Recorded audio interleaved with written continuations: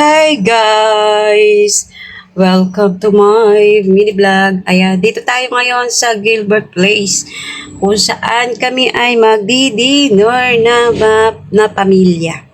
Ayan, dito namin napili kasi sabi ko, gusto ko namang makagala. Medyo maganda-gandang lugar, gano'n. Kasi doon sa isa di ba, masarap yung pagkain nila pero hindi kagandahan yung venue, ganoon.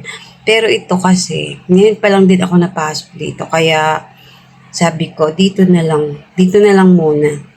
Ayan, maganda yung maganda yung kanilang lugar, tapos malaki yung kanilang parking. Dito ito sa may Pulilan, sila bunso ang nag-set na dito na lang daw. Ayan. Sabi ko, huwag na sa Anli kasi malalaki lang kami pero hindi naman kami ganun kalakas kumain. Maniwala ba kayo dyan? Ayan, nandito na nga kami. Ayan, nahuli pa sa camera si Kuya.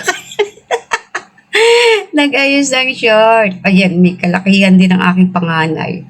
Ngayon, aking manugang, Juntis na, aking bunso at ang kanyang kaibigan si Ace Espinosa, Ace de Guzman, ang gagwawapito. Ayan, napakaganda ng lugar at syempre ang mga ilaw ay kumukuti-kuti-kutitap. Ay, papasok na kami. Medyo muulan-ulan nga dyan at ang ganda, malaki nga yung lugar nila.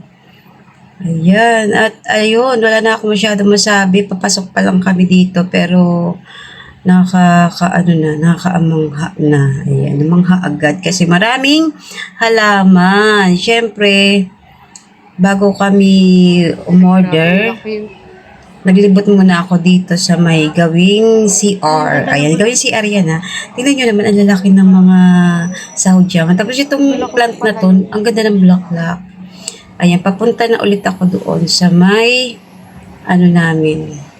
sa may table. Kaso sabi ko, kulang pa yung aking video, kaya kailangan pa isa pa uli. Ayan. Kaya dito naman tayo sa gawin na ito. Ito naman sa medyo madilim. Ayan, wala tayong masyadong masabi. Ayan, magpapasalamat na lang tayo sa ating mga kaibigan, mga bago at mga luma. Ayan, maraming salamat sa inyong lahat. At sa mga malapit dito sa Bulacan, ito, maganda rito kumain. At ito na nga ang aming pagkain. Kumuha kami ng buko. O di ba gabi, pero nagbuko. Kasi nga, dito lang ulit ako nakaano ng buko. Kaya sabi ko, at saka fresh talaga siya, hindi yung no sugar added.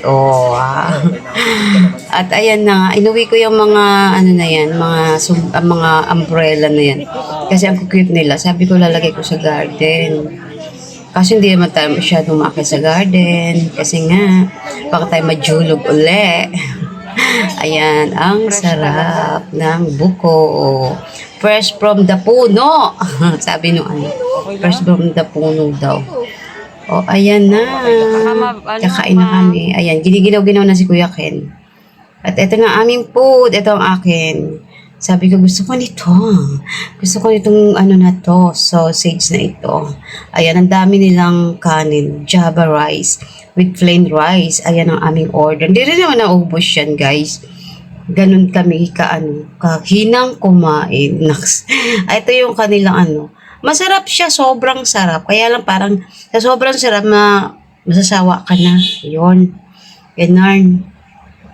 Kaya ayan ang ating mga pagkain in order. Ito ay ba yun? Hungarian with with side dish ba yun? Ayun, may ganun. May pahiwa pa. May pahiwa pa ng ng tuna. Ayan, ang sarap naman. At ayan na nga, dyan na kayo at ako ay try kong ipatugtog ulit yung aking ginawa ni Sir Dante na kanta. Ayan. Thank you. Kain tayo.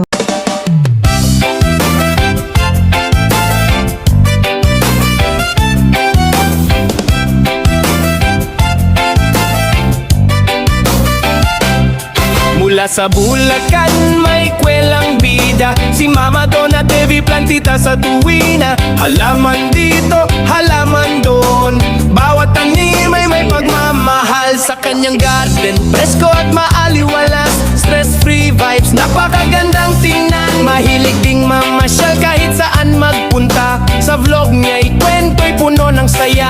May tawanan, may kulitan, may konting chikahan. Good vibes ang